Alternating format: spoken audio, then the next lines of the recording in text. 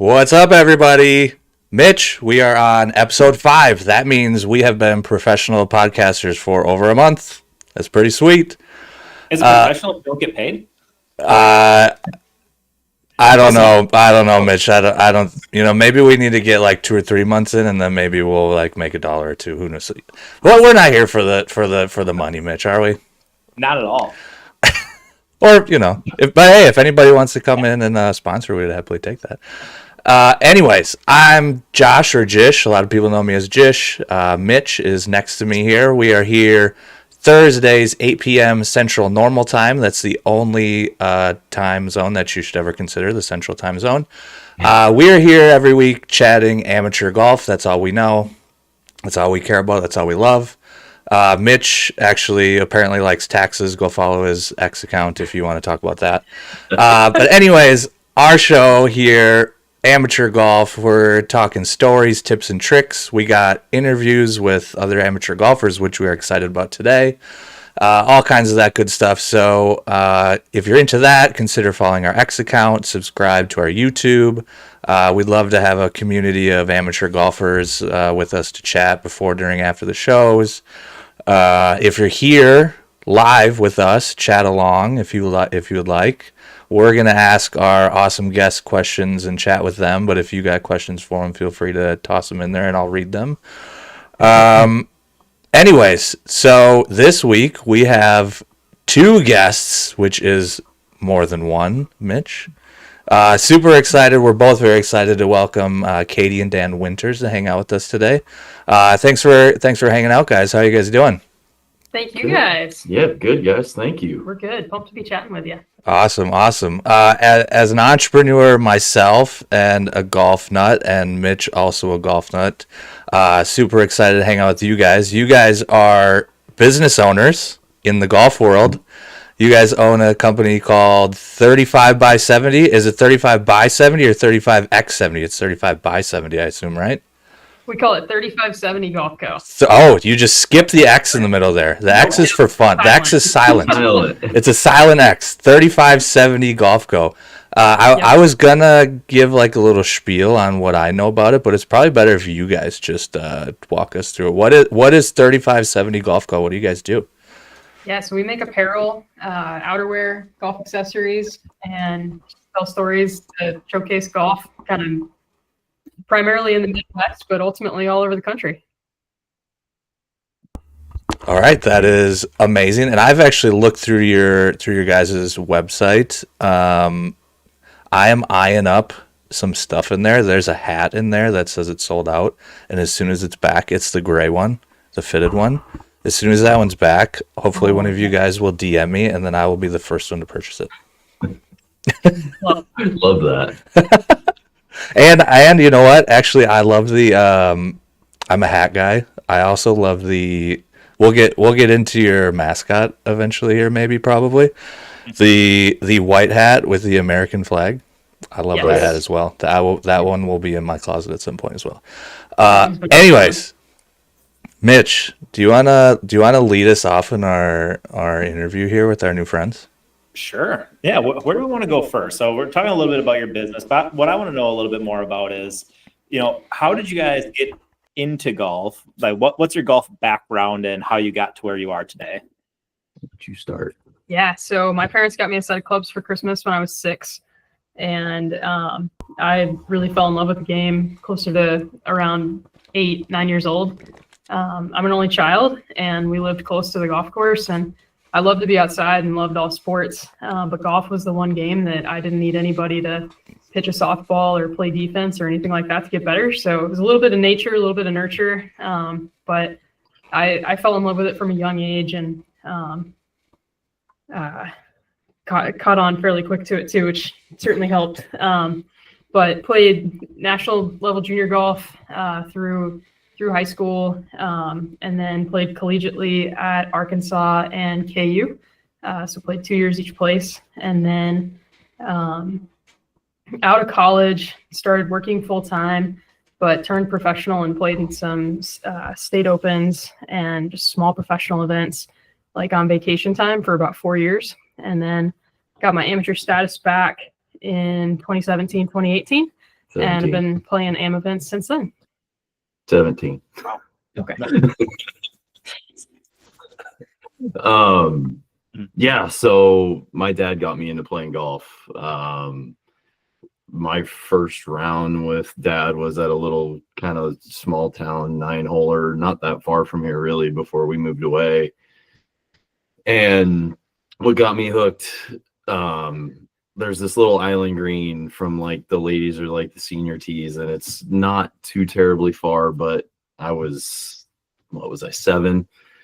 Just belted a 3-wood, barely gets over the front edge of the green, lands, runs all the way across, hits the stick, finishes like 4 feet away. I'm 7. I have no idea what's going on. And don't even sniff the hole in the next putt. Make par. Dad's like disappointed off the wazoo that I didn't make birdie or hole in one first time, and just kind of hooked. Played junior golf, played in college. And then I've actually been a golf professional for like 17-ish years, almost 18 at this point, after out of college and got done playing. Been worked for 8.5 years at private facilities and clubs, and now been on the kind of solely teaching and fitting side of the business now for 8 solid years. So just been in it for a long time. You guys are just 100% all in golf family, and you guys have a family. You have kids that you have to deal with through all of that craziness, right? Two Yeah, of so them. we have 2 boys. They're 5 and 2.5, almost 5.5 and 3. And, Amazing. We take them with us quite a bit. It's an adventure getting them on the golf course. Like, Yeah. Some days are better than others. yeah, sometimes they're amazing, and we're like, oh, this is great. We're gonna be playing all the golf, and then the next time, you're like chasing them 2 fairways over. Yeah.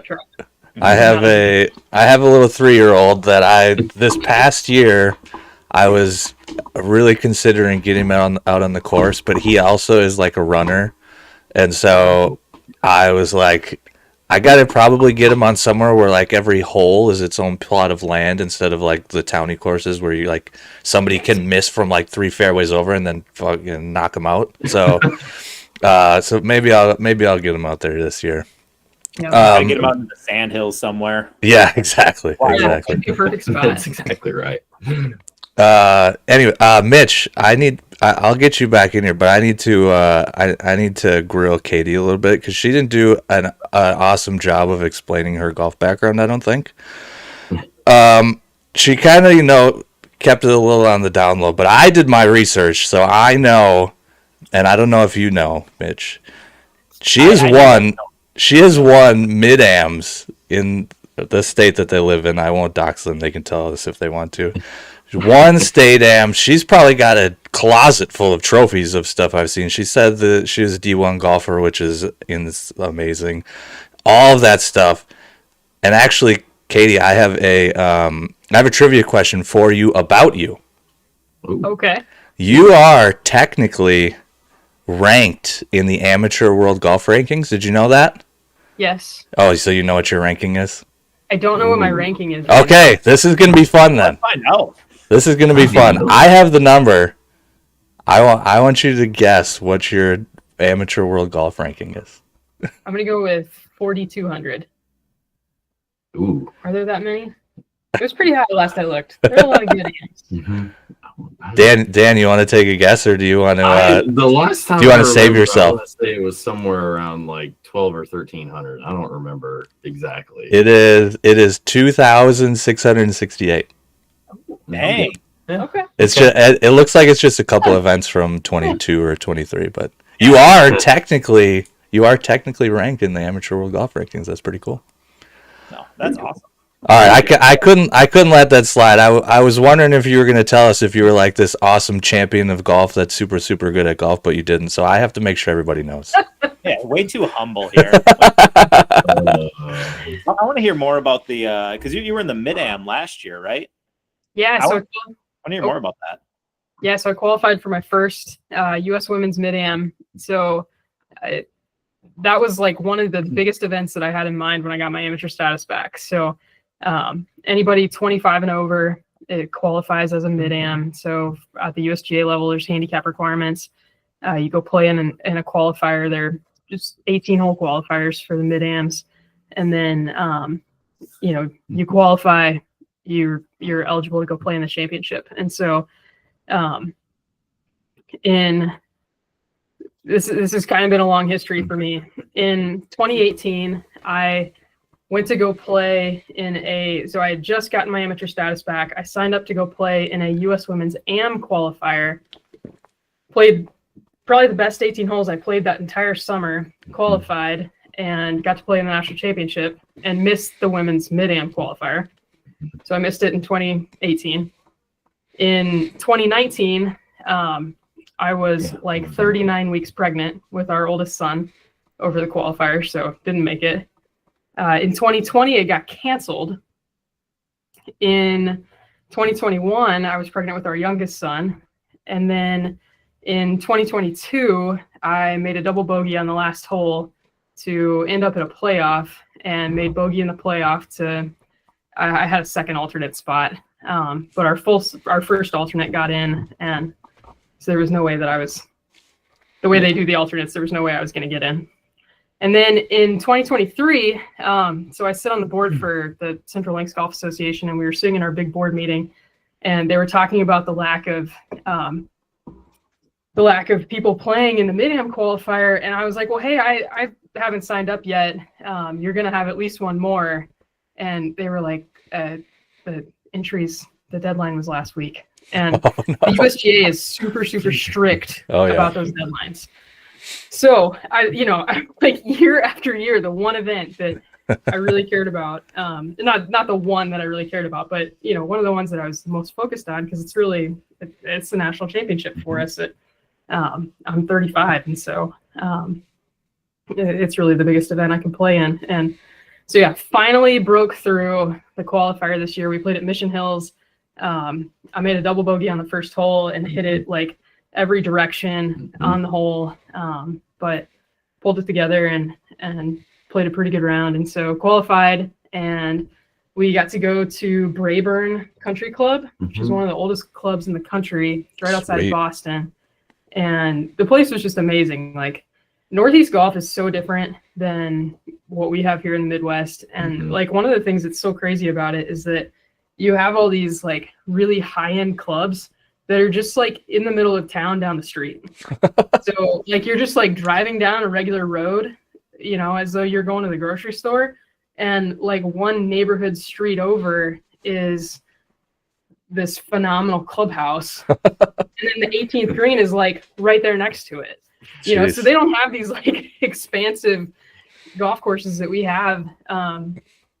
But it was an awesome experience. I missed the cut by one, and kind of was leaking some oil coming in the last day.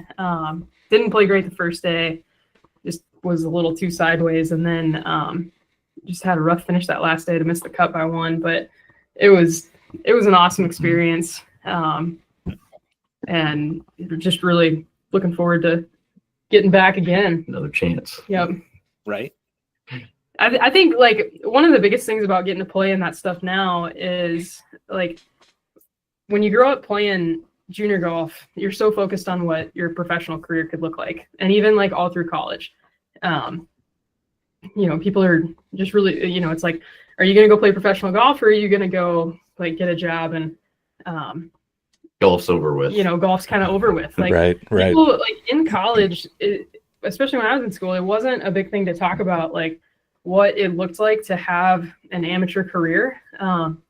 Especially as a woman, like, I had so many teammates, and, we all sort of thought about like, we're either going to go pro or we're going to graduate and get jobs and get married and have kids and be moms, And so when we had our first son, like one of my big goals was to, be able to do both of those things. And it's been a lot of fun. So I think those mid-am events are important. They're important for keeping people like all of our age, engaged in competitive golf. And, I think in a lot of ways it's as much fun, if not more now than it was, even playing in college and playing professionally. Right. Yeah. That's really what amateur golf is all about. Like, I mean, that's the reason why I got back into competitive golf. I just needed some competition, and it was awesome. I think Josh was the same. Like, you just needed to get that competitive itch a little bit, and that those amateur events and that our states hold, it provides all of us that opportunity. I mean, I was never good enough to even remotely get close to sniffing pro golf. So, like, just being able to play in some competitions now was awesome. Yeah, yeah, and I don't have a golf background really. I was a basketball player most of my life. Played a little bit of competitive softball after college, and then was trying to find something that I could do competitively that wouldn't break my body down like basketball had done for 30 years. So I kind of stumbled my way into golf, and I've been more than hooked. And yeah, it definitely scratches the competitive itch for me. I love everything about all the competition and everything. Heck, Mitch played in our state mid-am, and I caddied for him. I had to be out there just to see it. So that was super. But yeah, I love it too.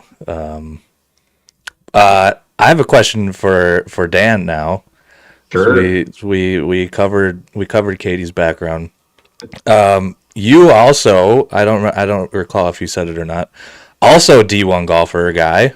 So you're a good golfer, of course. But you kind of went a different route. You went into the instruction side of things, the business golf kind of side of things. You ran the whole gamut of, like being a club pro, So you aren't, I assume, playing the amateur stuff because you can't. Nope. I can't. Yeah. So do you play competitively? Do you have some way to kind of get that competitive itch going? Because you can't play the amateur stuff. You can play your state open and that stuff. But do you have a way to kind of get that going? So yes. So in the PGA, we have our section, which is the South Central PGA. We have different chapters if you play locally, and then we also have like our whole section. So sadly, I haven't played a whole heck of a lot over the last few years, just through everything else going on. I used to play quite a bit. My goal is to get back to teeing it up and lacing up the spikes a little bit more often this year. So I think I've played in one or two events I played in one 2 years ago, and then I played in one or two a few years back from that. And then I used to do some state opens here and there. 6, 7, 8 years ago, I did that too when we moved back down here. So gotcha. I need to. I love the competitive side. Other stuff has just gotten in the way of that. Yeah, you guys are pretty busy. You got playing golf, but then you have your business here, and then obviously the kids that you have to make sure grow up as awesome kids. So it's a lot of stuff. So the pinnacle of golf for Katy would be the USAM or the Mid-Am. So the pinnacle of golf for you, Dan, then would probably be the PGA Championship. Am I right on that? If you were to like put your heart and soul into something competitive golf related, that's what that would be, I assume, right? Yeah, that, and then what? It's not called the National Club Pro anymore. It's now The PNC. It's the PNC Professional National Championship. Yeah, both those would be pretty high on the list. I got to get after it if we're gonna ever do that again. yeah. That's you pretty much got to get after it if you want to get into any of that stuff. There's so many good golfers in these things now. Even I played in some qualifiers for some stuff a couple years ago. I didn't last year. Life stuff came up, but a couple years ago, I did all that, and I would go out there and I get paired with freshmen in high school, and they're just ripping through these courses, and I'm out here just like, you're like 16 years old. How are you doing this? This is wild. And then you just see all the scores, and it's amazing how good even amateur golfers are nowadays. It's crazy. Absolutely, yeah. One thing I want to go back to, because Katy, you said that you when you open your round at the U.S. Mid-Am, you made that double bogey. You're all over the place. So one thing, it's a question for both of you. Each take a turn answering it. What I want to know is what advice would you give to people, or how do you approach when a round starts that way, or when you're hitting bad shots? How do you make it through and just push through it to get over that hump? Yeah, a couple things. So one, it's just one hole. So every shot is your next chance at hitting a great shot. And sometimes like you can't get them all back in one hole necessarily. But one shot can really change the course of a round quickly. And so just always keeping in mind that you never know, the next great shot may be right there in front of you. And then my other maybe kind of funny thing that I always think of is if you make a double, if you make a triple, if you make a quad, you've done it all in one hole. You haven't wasted 3 opportunities to make a birdie. You've still got 17 holes left to go get it back. And I like that. I'm stealing that one, because I nobody's better at ruining like a really, really good round with a stupid triple than me. And then I'm a head case, so I'm like, oh, this is over, knowing that I'm good enough where like the next 3 holes I can like hit a wedge to a foot and make 3 birdies in a row, but something in my brain is like, oh, that's a triple, it's over now. So yeah. You had to save me a little bit last year in our Mid-Am, because we were on, what was it, hole 15 on the first day. I think I was like 1 or 2 over. I hit a bad tee shot and pulled it left in the trees. The second shot, I like chunked into the water. I ended up getting on the green, 3-putting for a triple. It was a nightmare. My next tee shot, I flared it right out of bounds and hit another one into the fairway. But thankfully, it ended up in the tree and coming back into play. But I thought my round was over. It was done. But yeah, coming back from those is always difficult for anyone, I think. But yeah, I like the way that you put that. What about you, Dan? How do you approach those? It's really funny because like for every round that you can start off with like a double or a triple, I've seen guys start off with like ripping off 2 or 3 in a row, and like they're at best like by the middle of the round, like they might as well have just signed for like an 84.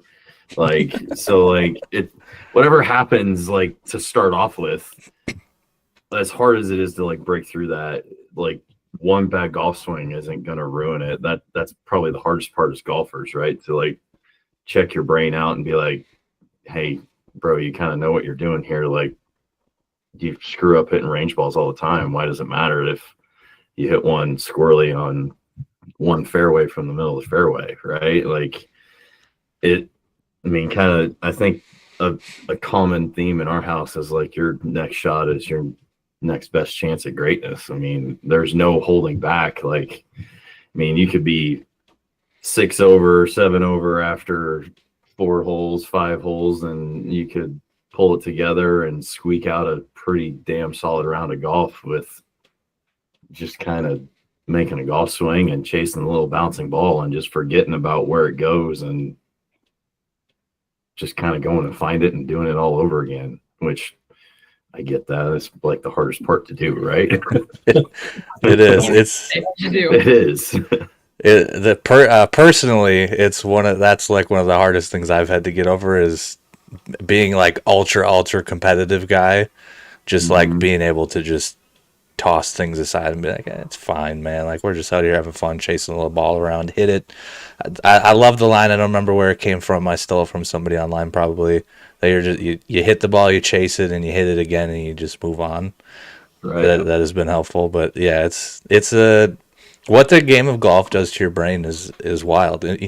Whether it's just when you're playing bad, like that obviously does something to your brain, but even when you're preparing for a shot or for a hole or even for the whole competition, we've talked about this like 3 out of our 5 episodes now. When you're about to approach a green and you see a flag tucked back right, and it's like water is behind it or something crazy bad is behind it, it's really hard to get your brain to say, hey, I shouldn't aim at that flag there. That's a really bad idea. Because, again, what if I flush this ball perfectly? I could have made it. It's a really hard thing to wrap your brain around. Same as a whole lot, like, even just hitting bad shots. It's hard to wrap your brain around things in golf to keep you in like a nice zone where you're like, okay, whatever happens, fine. I have my plan. I have this. Bad things happen. Blah blah blah. Move on. And yeah, it's what the game of golf does to your brain is crazy, crazy town. It's Totally. I kind of go back. I have this. I played a lot of. There's a summer where I played a lot of junior golf with this guy from Chicago, and it was like we would get paired together like every week and play at least 2 rounds of golf together, whether it's a practice round or one of the rounds or whatever. And this guy hit it everywhere off the tee ball. I mean, like it was all over the place. And you walk up the fairway and you guys are like, we're talking and like get close to where a golf ball is. And you're like, there's no way in hell he's going to make any better than like bogey from here. And would hit the shot from the trees and this thing would land like 6 feet from the hole. And you'd be like, what the hell was that? And where'd that come from? And he did it for like 18 holes every round of golf. And you're like, oh, what? Like, I can't imagine. I don't know where that went through or how you did that. And that was always kind of like, that stuck with me for years. I've told that to a bunch of like the high school kids that I work with. And like, it doesn't matter where it goes because there's no pictures. All there is a number on the scorecard. So you could hit it anywhere. And next thing you know, you're writing down a 4 and off you go. And everybody else in your group that, especially when you're younger, you're like, oh yeah, I'm going to do better than this person on this hole, right? Like no big deal. Like I'm going to pick up a shot. And then they hit it to like a foot and you're like, what the hell was that? That's an extra problem in match play. That's a real mind.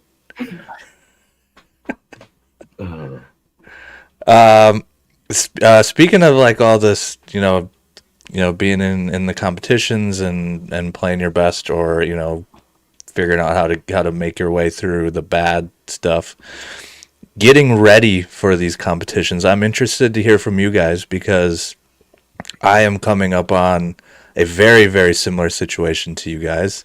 I have a 3-year-old here. I have another baby boy on the way. I am itching to continue to play competitive golf. I'll practice as much as I can.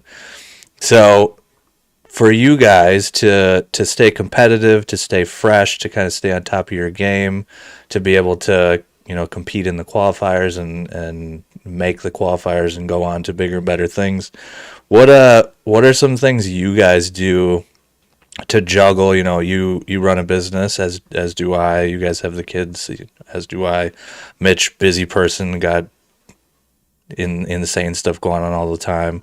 How do you guys juggle the work, the kids, everything you guys got going on, and also still kind of stay sharp and fresh and be able to compete? How do you guys handle that? I'll let you take that as the player, and I can take it as the coach. So for me, the biggest thing has been the mental side of it. So growing up, I really loved to practice and would spend a lot of time practicing, focusing on like making sure things felt good and looked good and all that. And so we felt it a little bit after we had our first son.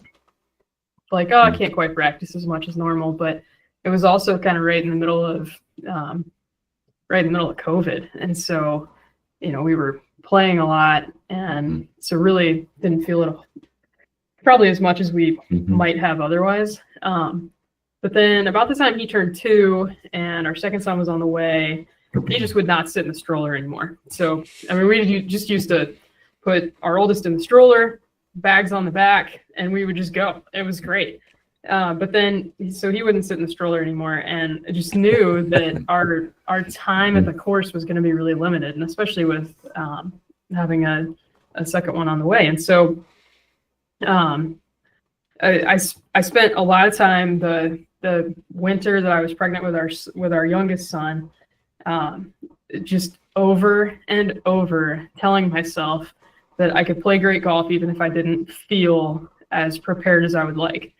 And so I spent a lot of time like working on, I would go through like kind of picturing a hole. And if I had like a certain yardage and the pin was in the front or the back or the middle, like what I would hit.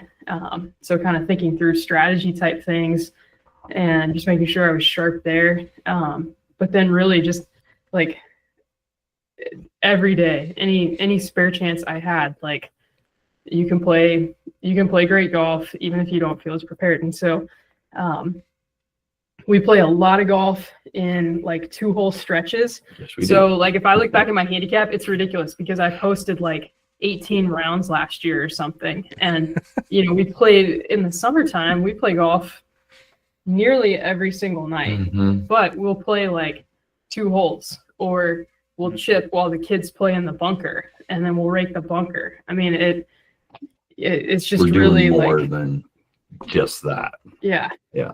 And so, trying to focus less on, did I meet the amount of golf swings that I wanted to make, and more like getting just hyper focused on the quality of the practice and like, did I hit a couple good drives there? Okay, great. Do I need to work on my putting a little bit? Okay, when I get 20 minutes, we'll work on that. Or we also we'll putt in the living room after the kids go to bed, or talk about some stuff after the kids go to bed. But that mental piece of it has been really, really big. Yeah. And then I watch after a golf swing, ironically. And Well, you should. You're the professional at that stuff. in a house with husband and wife, a lot of people look at me like I've got 7 heads when I say that. And my job is really keep it simple, stupid. Like don't overcomplicate it. Let's go with proper feels, easy stuff. Because if you get too off into the weeds, you're going to need a lot of range time, and it's just not a thing. And I think that's actually probably helped me better as a coach than anything. It's probably helped me more with other people I work with, that it's like, it doesn't need to be harder. We just need to know why you're doing it and how to do it. And what you're seeing is, how do you fix that? And I think that's making sure that she knows that makes it easier on her when she's playing golf versus getting off a golf course and going, oh my God, I got to fix everything. And it's not broken. It's just golf. It happens. Right. Like, Yeah, that's right. I think another big thing too has been like growing up, we were both pretty analytical about our games, and just very focused on perfection, that's no kidding, to put it nicely. And so getting kind of away from that has been a big deal too. And some of that mental work and the strategy work and that kind of thing has helped through that. But yeah, it's never going to be perfect, and you can't worry about it. Sometimes the best medicine in the last couple of years has been to just take a couple days off where you can, and then get back to the range and see how it feels and go from there. Yeah, I love what you said about keeping it simple. I don't know if you saw my Twitter this morning. I posted that the IQ meme, where like the really low IQ was just be athlete, hit ball. The really high IQ was just be athlete, hit ball. Then the middle was like everything has to be aesthetically perfect. Like everything needs to be right. It's like, no, eventually you just have to get up and hit the ball, and you can't worry about everything that's going on in your swing, especially if you don't have time to go and practice. Yeah. Like keep it simple, keep it smooth. If the ball's going where you want it to, just keep doing that. Yeah, Yep. Exactly. Mitch, on the top of that bell curve, you should just put a picture of me up there. I think that's where I sit. I sit right at the top of that stupid bell curve. I float there. Josh on one side and Phil Mickelson on the other. Those are our That's our analogies. Yeah. Yeah. And do you guys? So you guys are in sort of a cold-ish state. I don't know if you guys can play golf year round or not, but I assume you can't be outside every single day. Do you guys have like a routine or anything other than you guys said you like putt like in the living room and stuff? Do you have like other things you do indoors that kind of help keep you fresh that you might not be able to do when it's cold outside? No, nothing in particular. Just the putting. So we here in the state where we're about to maybe possibly get a foot of snow over the weekend, we have to find some ways to do that, which is not always the most fun. I hate practicing putting, as I've mentioned multiple times on this show with Mitch. So I have to find other ways to like swing a golf club, and that is it's a pain for us in these cold states. I assume Mitch feels the same pain. Mm-hmm. All the time. We are working on getting a spot for the boys. I say the boys, but for us to hit golf balls in the garage. Love it. It'd be kind of cold a few nights. I mean, like about 3-4 weeks ago, it was pretty freaking cold out. I mean, I think we got 12 or 13 inches in one night, which for us is a lot. That is a lot, yeah. And then, like last Thursday, I went and played golf down south, like 45 minutes away. So, I mean, we get the extremes of the seasons. It's I personally love it because we get a good healthy dose of snow, but then usually within a week or two, you're right back on the golf course. And like this weekend, it was 60 degrees here. That sounds lovely. We always get some random days like that.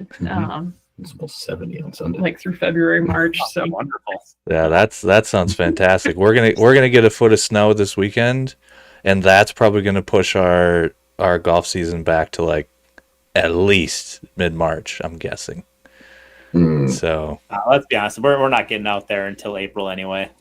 Yeah, we do get some courses around here. Mitch lives a little more south than I do, so maybe it's a little bit different where he is.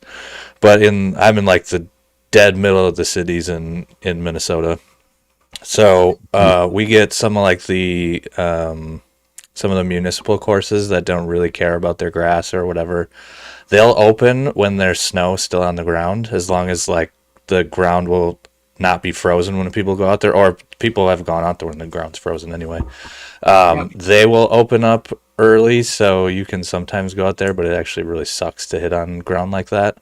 But a lot of the nicer courses, the country clubs, the semi-privates, they will 100,000% wait until you walk out on the grass, and it is like for sure like a little squishy. So a lot of them won't. Gone, baby. Yeah.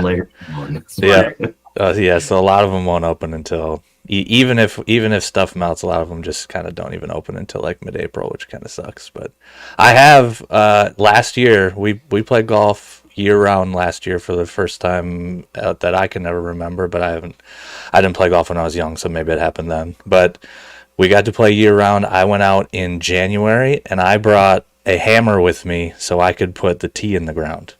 That was the only way you could get a tee in the ground, is if you had a hammer. There's other people I saw on the course the same day as me. They brought out like an electric like screwdriver, so they just drill into the ground and then put the tee in. So we do some crazy stuff up here to try and play golf outside. Need to bring back those old like sand tees that they had from the 1800s. Yes. Oh yeah. So the coldest round of golf I've ever played was up by you guys. That was so miserable. Oh my god, it was so cold. We got to play a U.S. Women's Open qualifier at Windsong Farms. Oh yeah. The course was awesome. So we drive up on like it was so beautiful on Sunday. Yeah, like, I think the we qualifier was on a Monday, and we drive up on Sunday and play a practice round. It was a beautiful day, like 70s. They play these in like the middle of May. It was so gorgeous. Like after the practice round, we went out and did some brewery tours and just kind of hung out outside. It was gorgeous. It was a great day. And then the next day we woke up and it literally didn't clear. 40 degrees. It was blowing like 20 miles an hour. Like drizzling, freezing drizzle while we were out there, 36 holes. It it was the coldest I've ever been on a golf course when I was prepared to be that cold. Like it was cold. You always have the inevitable time that you like get caught without enough stuff because the storm blows in or you didn't check the weather or whatever. But like we were prepared. It was so cold. Oh man, that sucked. That was cold. Yeah, that sounds like spring in Minnesota. Right. We get that on the same day a lot. Yeah, It's horrible. for sure. It was. We were standing there, and I think we were like 28 or 30 holes in, and we're standing in the middle of the fairway, and I'm just holding the bag, and I'm like, I can't wait to get out of here. Like this sucks. I've been there. We last week. It was a good memory. Sunday was fun. Last week, Mitch and I actually went over because we were talking. Last week was looking like it was going to be warm forever, and then we hit this week, of course. But we were talking if we had specific rules on when we would or would not go outside to play golf, because golf courses will open and it will be shitty outside.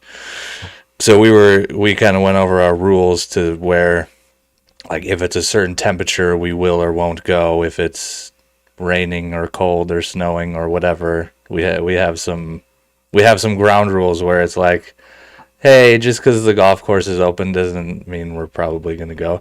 The round you played sounds a lot like a round that I today would be like, sorry, I'm going to stay home and play video games. That sounds a lot like what, but probably 5 years ago, I probably would have went out and played just to say you did it. Yep. Yeah, my rules have changed a couple times over the years, right?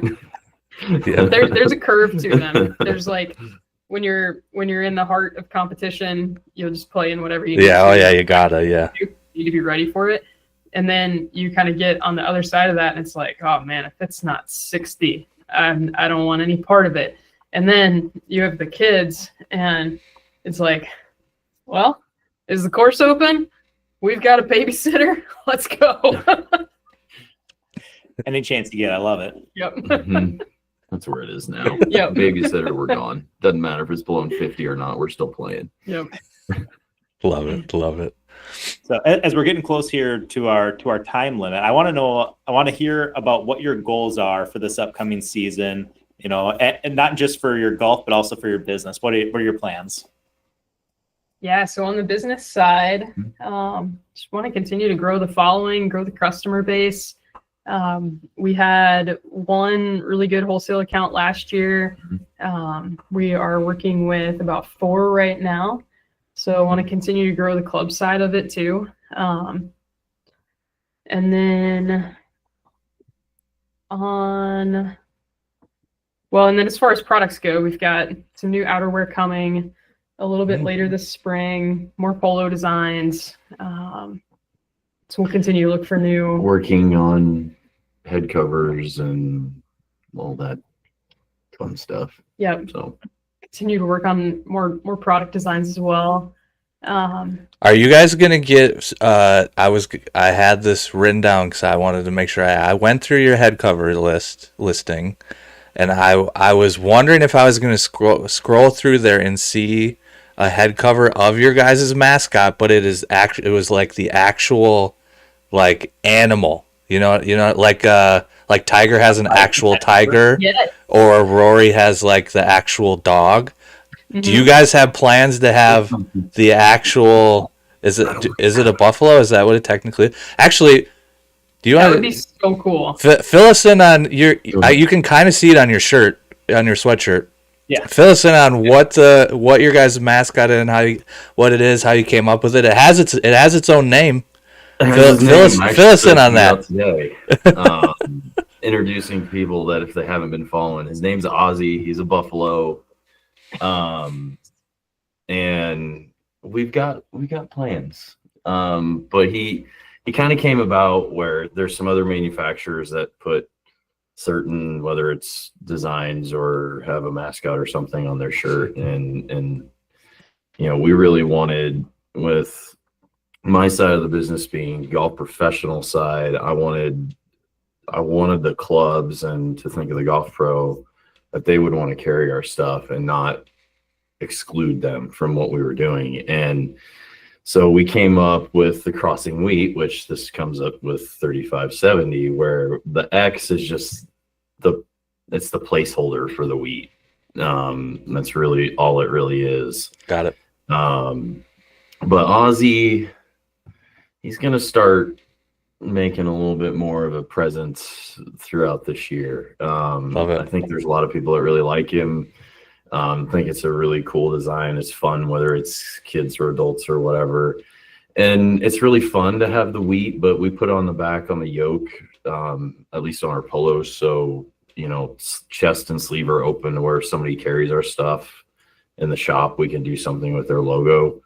But I think Ozzy's going to make a little bit more of an appearance this year. I think that's needed. I get asked, there's a hat that we have that he's in a caddy bib and he's got a caddy outfit and a bag. And I get asked about it all the time because people see it on the website and they're like, I want that hat. And I'm like, well, there's only one. And we have one, and we made a prototype, and it's not on your it's not on like I have it up. I was looking at it earlier today. It's not on like the for sale, so it's just on like a picture somewhere on here. Is that what you're saying? Yeah, I don't have that. That's amazing. But so I get asked about that a lot, whether it's social media stuff or people that come in and see me and they're like, I want that. I'm like, okay, crap, I don't have that right now. But I think this year we'll start doing a little bit more, whether do some fun designs with putter or wood or hybrid covers, and maybe throw in some other pieces. We did a limited run on some hoodies. This hoodie actually, which has the head on it with the T sticking out. And people really loved it. So I think we're going to start doing a little bit more, and hopefully people still like it. That guy is what drew me to. I mentioned I really like the American flag hat, and he's just dead center on that thing. That he is the centerpiece of that hat. He's what drew me to it. But the whole design of that is super cool too. But yeah, I love that you have incorporated an actual mascot and like a face of your business that is something that people can get behind, and like kids will love. You guys obviously have kids. I'm sure your kids love. I'm sure you guys didn't pick that design and not show it to one of your kids and say, "Hey guys, what do you think about this cool buffalo?" I'm sure, like I'm guessing you guys did that. So I love that you guys have that, and I'm excited to see where you take him. I'm gonna be keeping a close eye on that stuff, and I'm keeping my wallet really close just in case I have to go really fast to order something. If it tells you anything, the boys don't even say anything about what the name of the business is. They just call it Aussie Shirts. Yeah, so there you go. Like, they're just all about, like, they just love it, and that's kind of how they talk about it to their friends and at school and stuff. So love it. Yeah, I love it. Mitch, you got more? I have one more thing I'm interested in, but if you got more, you go. I just want to make sure that I got more. I only have one more question. Okay, good. One more each. Dan.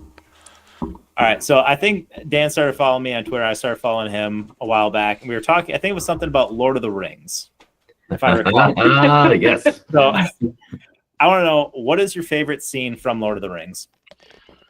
Oh man, ironically, I'm a Two Towers guy, and you run me through like the battle scene, I'm all about it. Like that is like, if I could go to like that spot in the movies, I'm in. Like that's just where I'm at. I know everybody, like the second movie always gets hated on, but the Two Towers that's my jam. I love that movie. I think it's awesome. And that, like the start of the battle going up, that's just so freaking cool. It's just, I love it. That old dude just releases the arrow like an idiot. Like, right, it's on now. Yep, here we go. Like I love that. Oh. And then I watch the extended version, and Katy doesn't watch it, so it's fine. I make my wife watch them once a year. Like, it's fun. I love that. We're gonna get there. I have never watched them. Never? Never. Oh my Never. I mean, I've seen bits and pieces of them here and there, but I Gotta don't watch. even try. Like, if she'll go to bed, like, I'll just turn it on and like I'll just like go downstairs and watch for a little bit, and then I'll come up to bed. It's fine. So I'm on your team, Katie. I'm not even like a movie or TV watcher really. If we're being honest, I just do a lot of like watching golf and play video games. So all of that stuff, that's all. Yeah, you guys go ahead and do that stuff. I'm staying away from the movies. I'll nerd out with some movies. Lord of the Rings, Harry Potter. I love it. That's awesome. Love it. Love it. All about it. It's awesome. Oh man. All right. Well, I can't beat that. And the last one I had doesn't matter. Whatever. I can't beat the movie talk, so I'm not even gonna try. And we're really close. We like to try and keep this to an hour because these days people have really short attention spans and can't like sit around for an hour and listen and watch to things. So including myself. So we try and keep this to an hour so we don't waste too many people's time. So we're getting close. So we can close it. We can start closing shop here. Thank you guys so much for coming to hang out with us. It was sweet to hear you guys' golf stories. We're following your business online, and it's awesome. And I'm keeping a close eye on some things that I'm interested in giving you my wallet for. Business is awesome. You guys are awesome, and it's been great to talk to you and learn from you. So thank you for coming to hang out with us. It's been fun. Yeah, thank you guys. Yeah, thank you. Tell our listeners how to follow you on Yeah, X, where to do find that. your business, all of that. Yeah. Start with you. yeah. So on X, I'm easy. I'm at DK Winners Golf on X or Twitter, whatever you want to call it, and on Instagram. And then we are on Instagram at 35x70 Golf Co. and then on X, I am at Katy Nugent 42, Nugent. Got it. And Dan, do you do like online teaching, or you're just local guy? Both. Okay, so if people want you to look at their swings and get some advice, they can reach out to you for that, I assume. Yeah, absolutely. Awesome. Do that. Get a coach, guys. Jesus.